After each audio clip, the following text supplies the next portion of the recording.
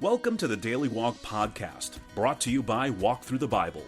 The Daily Walk Podcast is a daily devotional that will guide you on a life-changing journey through the Bible in 1 year. Join us every day to hear the entire Bible in a year, alongside a daily devotional thought that will help bring God's Word alive for you. Today's Daily Walk Devotional comes from Deuteronomy chapters 21 through 26. The concluding portion of Moses' second sermon contains a variety of wise guidelines for life in the Promised Land. Moses anticipates and resolves situations that could arise to disrupt the smooth functioning of Israel's society. In areas as diverse as marriage, capital punishment, purity, and tithing, Moses provides God's view of what should and should not be done. Now, let's listen to Deuteronomy chapters 21 through 26. Deuteronomy 21. If someone is found slain, lying in a field in the land the Lord your God is giving you to possess, and it is not known who the killer was, your elders and judges shall go out and measure the distance from the body to the neighboring towns. Then the elders of the town nearest the body shall take a heifer that has never been worked and has never worn a yoke, and lead it down to a valley that has not been plowed or planted, and where there is a flowing stream. There in the valley they are to break the heifer's neck. The Levitical priests shall step forward, for the Lord your God has chosen them to minister and to pronounce blessings in the name of the Lord, and to decide all cases of dispute and assault. Then all the elders of the town nearest the body shall wash their hands over the heifer whose neck was broken in the valley, and they shall declare, Our hands did not shed this blood, nor did our eyes see it done. Accept this atonement for your people Israel, whom you have redeemed, Lord, and do not hold your people guilty of the blood of an innocent person. Then the bloodshed will be atoned for, and you will have purged from yourselves the guilt of shedding innocent blood, since you have done what is right in the eyes of the Lord. When you go to war against your enemies, and the Lord your God delivers them into your hands, and you take captives, if you notice among the captives a beautiful woman, and are attracted to her, you may take her as your wife. Bring her into your home, and have her shave her head, trim her nails, and put aside the clothes she was wearing when captured. After she has lived in your house, and mourned her father and mother for a full month, then you may go to her, and be her husband, and she shall be your wife. If you are not pleased with her, let her go wherever she wishes. You must not sell her, or treat her as a slave, since you have dishonored her. If a man has 2 wives, and he loves one but not the other, and both bear him sons, but the firstborn is the son of the wife he does not love, when he wills his property to his sons, he must not give the rights of the firstborn to the son of the wife he loves in preference to his actual firstborn, the son of the wife he does not love. He must acknowledge the son of his unloved wife as the firstborn by giving him a double share of all he has. That son is the first sign of his father's strength. The right of the firstborn belongs to him. If someone has a stubborn and rebellious son who does not obey his father and mother, and will not listen to them when they discipline him, his father and mother shall take hold of him and bring him to the elders at the gate of his town. They shall say to the elders, This son of ours is stubborn and rebellious. He will not obey us. He is a glutton and a drunkard. Then all the men of his town are to stone him to death. You must purge the evil from among you. All Israel will hear of it and be afraid. If someone guilty of a capital offense is put to death, and their bodies exposed on a pole, you must not leave the body hanging on the pole overnight. Be sure to bury it that same day, because anyone who is hung on a pole is under God's curse. You must not desecrate the land the Lord your God is giving you as an inheritance. Deuteronomy 22. If you see your fellow Israelites' ox or sheep straying, do not ignore it, but be sure to take it back to its owner. If they do not live near you, or if you do not know who owns it, take it home with you and keep it until they come looking for it. Then give it back. Do the same if you find their donkey or cloak or anything else they have lost. Do not ignore it. If you see your fellow Israelite's donkey or ox fallen on the road, do not ignore it. Help the owner get it to its feet. A woman must not wear men's clothing, nor a man wear women's clothing, for the Lord your God detests anyone who does this. If you come across a bird's nest beside the road, either in a tree or on the ground, and the mother is sitting on the young or on the eggs, do not take the mother with the young. You may take the young, but be sure to let the mother go, so that it may go well with you, and you may have a long life. When you build a new house, make a parapet around your roof, so that you may not bring the guilt of bloodshed on your house if someone falls from the roof. Do not plant two kinds of seed in your vineyard. If you do, not only the crops you plant, but also the fruit of the vineyard will be defiled. Do not plow with an ox and a donkey yoked together. Do not wear clothes of wool and linen woven together. Make tassels on the four corners of the cloak you wear. If a man takes a wife, and after sleeping with her dislikes her, and slanders her, and gives her a bad name, saying, I married this woman, but when I approached her, I did not find proof of her virginity, then the young woman's father and mother shall bring to the town elders at the gate proof that she was a virgin. Her father will say to the elders, I gave my daughter in marriage to this man, but he dislikes her. Now he has slandered her and said, I did not find your daughter to be a virgin. But here is the proof of my daughter's virginity. Then her parents shall display the cloth before the elders of the town, and the elders shall take the man and punish him. They shall fine him 100 shekels of silver and give them to the young woman's father, because this man has given an Israelite virgin a bad name. She shall continue to be his wife. He must not divorce her as long as he lives.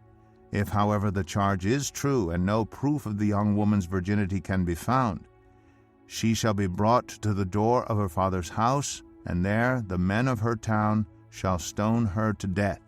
She has done an outrageous thing in Israel by being promiscuous while still in her father's house. You must purge the evil from among you. If a man is found sleeping with another man's wife, both the man who slept with her and the woman must die. You must purge the evil from Israel. If a man happens to meet in a town a virgin pledged to be married, and he sleeps with her, you shall take both of them to the gate of that town and stone them to death. The young woman because she was in a town and did not scream for help, and the man because he violated another man's wife. You must purge the evil from among you. But if out in the country a man happens to meet a young woman pledged to be married and rapes her, only the man who has done this shall die. Do nothing to the woman. She has committed no sin deserving death. This case is like that of someone who attacks and murders a neighbor. For the man found the young woman out in the country, and though the betrothed woman screamed, there was no one to rescue her. If a man happens to meet a virgin who is not pledged to be married and rapes her, and they are discovered, he shall pay her father 50 shekels of silver. He must marry the young woman, for he has violated her. He can never divorce her as long as he lives. A man is not to marry his father's wife. He must not dishonor his father's bed. Deuteronomy 23. No one who has been emasculated by crushing or cutting may enter the assembly of the Lord. No one born of a forbidden marriage, nor any of their descendants may enter the assembly of the Lord, not even in the 10th generation. No Ammonite or Moabite, or any of their descendants may enter the assembly of the Lord, not even in the 10th generation. For they did not come to meet you with bread and water on your way when you came out of Egypt, and they hired Balaam son of Beor from Pethor in Aram Naharaim to pronounce a curse on you. However, the Lord your God would not listen to Balaam, but turned the curse into a blessing for you, because the Lord your God loves you. Do not seek a treaty of friendship with them as long as you live. Do not despise an Edomite, for the Edomites are related to you. Do not despise an Egyptian, because you resided as foreigners in their country. The 3rd generation of children born to them may enter the assembly of the Lord. When you are encamped against your enemies, keep away from everything impure. If one of your men is unclean because of a nocturnal emission, he is to go outside the camp and stay there. But as evening approaches, he is to wash himself, and at sunset he may return to the camp. Designate a place outside the camp where you can go to relieve yourself. As part of your equipment, have something to dig with, and when you relieve yourself, dig a hole and cover up your excrement. For the Lord your God moves about in your camp to protect you and to deliver your enemies to you. Your camp must be holy, so that he will not see among you anything indecent and turn away from you. If a slave has taken refuge with you, do not hand them over to their master. Let them live among you wherever they like, and in whatever town they choose. Do not oppress them. No Israelite man or woman is to become a shrine prostitute. You must not bring the earnings of a female prostitute or of a male prostitute into the house of the Lord your God to pay any vow, because the Lord your God detests them both. Do not charge a fellow Israelite interest, whether on money or food or anything else that may earn interest. You may charge a foreigner interest, but not a fellow Israelite, so that the Lord your God may bless you in everything you put your hand to in the land you are entering to possess. If you make a vow to the Lord your God, do not be slow to pay it, for the Lord your God will certainly demand it of you, and you will be guilty of sin. But if you refrain from making a vow, you will not be guilty. Whatever your lips utter, you must be sure to do, because you made your vow freely to the Lord your God with your own mouth. If you enter your neighbor's vineyard, you may eat all the grapes you want, but do not put any in your basket. If you enter your neighbor's grain field, you may pick kernels with your hands, but you must not put a sickle to their standing grain. Deuteronomy 24. If a man marries a woman who becomes displeasing to him because he finds something indecent about her, and he writes her a certificate of divorce, gives it to her, and sends her from his house, and if after she leaves his house she becomes the wife of another man, and her second husband dislikes her, and writes her a certificate of divorce, gives it to her, and sends her from his house, or if he dies, then her first husband, who divorced her, is not allowed to marry her again after she has been defiled. That would be detestable in the eyes of the Lord. Do not bring sin upon the land the Lord your God is giving you as an inheritance. If a man has recently married, he must not be sent to war or have any other duty laid on him. For 1 year, he is to be free to stay at home and bring happiness to the wife he has married.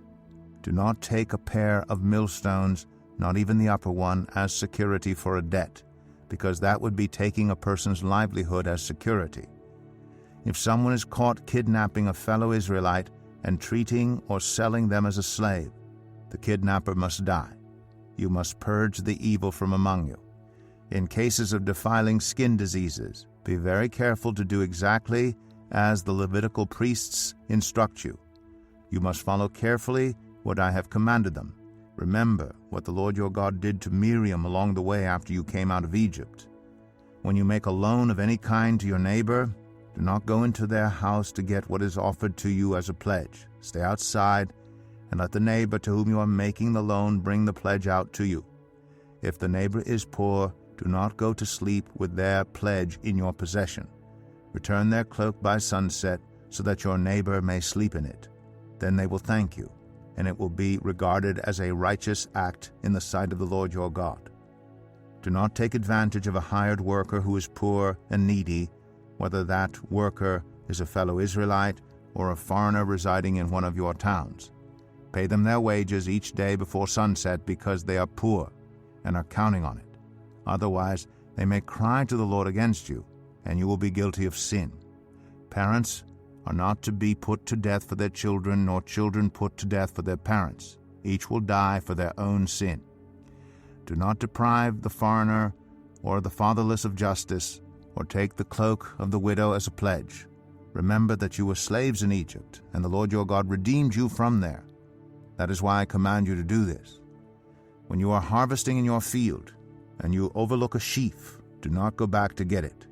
Leave it for the foreigner, the fatherless, and the widow, so that the Lord your God may bless you in all the work of your hands. When you beat the olives from your trees, do not go over the branches a second time. Leave what remains for the foreigner, the fatherless, and the widow.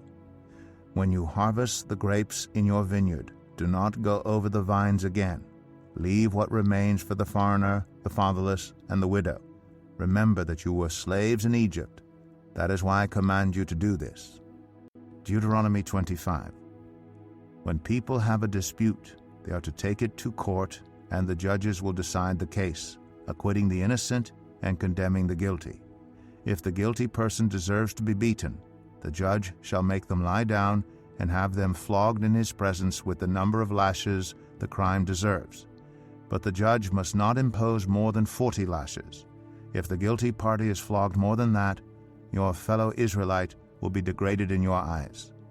Do not muzzle an ox while it is treading out the grain. If brothers are living together and one of them dies without a son, his widow must not marry outside the family. Her husband's brother shall take her and marry her and fulfill the duty of a brother-in-law to her. The first son she bears shall carry on the name of the dead brother, so that his name will not be blotted out from Israel. However, if a man does not want to marry his brother's wife, she shall go to the elders at the town gate and say, "My husband's brother refuses to carry on his brother's name in Israel. He will not fulfill the duty of a brother-in-law to me." Then the elders of his town shall summon him and talk to him. If he persists in saying, "I do not want to marry her," his brother's widow shall go up to him in the presence of the elders, take off one of his sandals, spit in his face, and say, "This is what is done to the man who will not build up his brother's family line. That man's line shall be known in Israel as the family of the unsandaled." If two men are fighting, and the wife of one of them comes to rescue her husband from his assailant, and she reaches out and seizes him by his private parts, you shall cut off her hand. Show her no pity. Do not have two differing weights in your bag, one heavy, one light. Do not have two differing measures in your house, one large, one small. You must have accurate and honest weights and measures, so that you may live long in the land the Lord your God is giving you. For the Lord your God detests anyone who does these things, anyone who deals dishonestly. Remember what the Amalekites did to you along the way when you came out of Egypt. When you were weary and worn out, they met you on your journey and attacked all who were lagging behind. They had no fear of God. When the Lord your God gives you rest from all the enemies around you in the land he is giving you to possess as an inheritance, you shall blot out the name of Amalek from under heaven. Do not forget. Deuteronomy 26. When you have entered the land the Lord your God is giving you as an inheritance, and have taken possession of it and settled in it, take some of the first fruits of all that you produce from the soil of the land the Lord your God is giving you, and put them in a basket. Then go to the place the Lord your God will choose as a dwelling for his name, and say to the priest in office at the time, "I declare today to the Lord your God that I have come to the land the Lord swore to our ancestors to give us." The priest shall take the basket from your hands and set it down in front of the altar of the Lord your God. Then you shall declare before the Lord your God, "My father was a wandering Aramean, and he went down into Egypt with a few people and lived there and became a great nation, powerful and numerous. But the Egyptians mistreated us and made us suffer, subjecting us to harsh labor. Then we cried out to the Lord, the God of our ancestors, and the Lord heard our voice and saw our misery, toil, and oppression. So the Lord brought us out of Egypt with a mighty hand and an outstretched arm, with great terror and with signs and wonders. He brought us to this place and gave us this land, a land flowing with milk and honey. And now I bring the first fruits of the soil that you, Lord, have given me.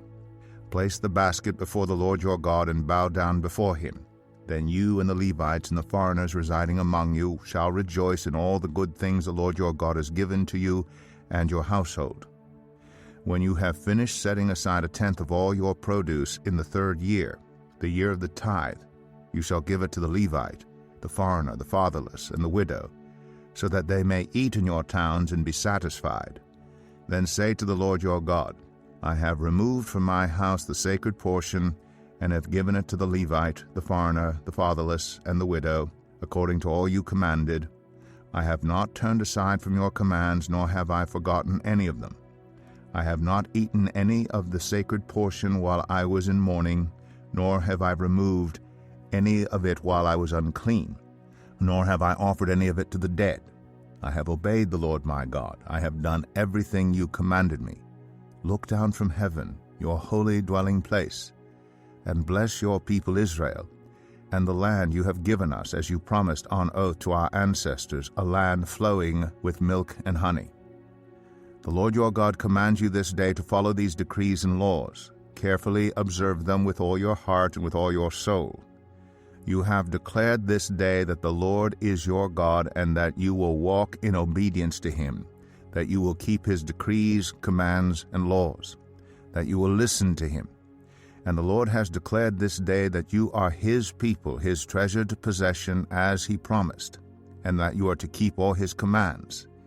He has declared that he will set you in praise, fame, and honor high above all the nations he has made, and that you will be a people holy to the Lord your God, as he promised.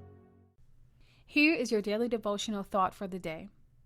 If you are one of those impeccably organized people who plans everything well ahead of time, then you may skip today's devotional reading. But if you're like the majority of the human race, you may find Moses' example in today's reading very helpful. He greatly served Israel by giving the people clear directions in anticipation of a number of difficult situations.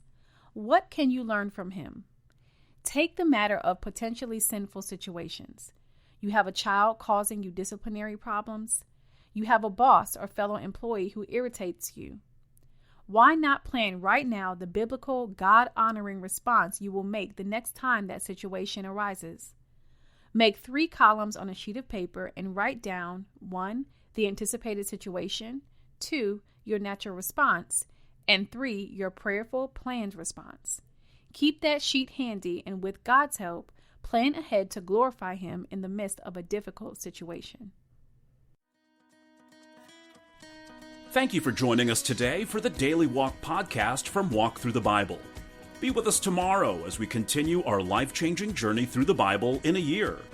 Love this episode of the Daily Walk Podcast? We'd love for you to rate and give us a review on iTunes or Google Play. Make sure you subscribe so you won't miss an episode as we walk through God's Word together. For more resources to help you live God's Word, visit walkthru.org. That's WALKTHRU.org. Walk through the Bible. Take a walk, change the world.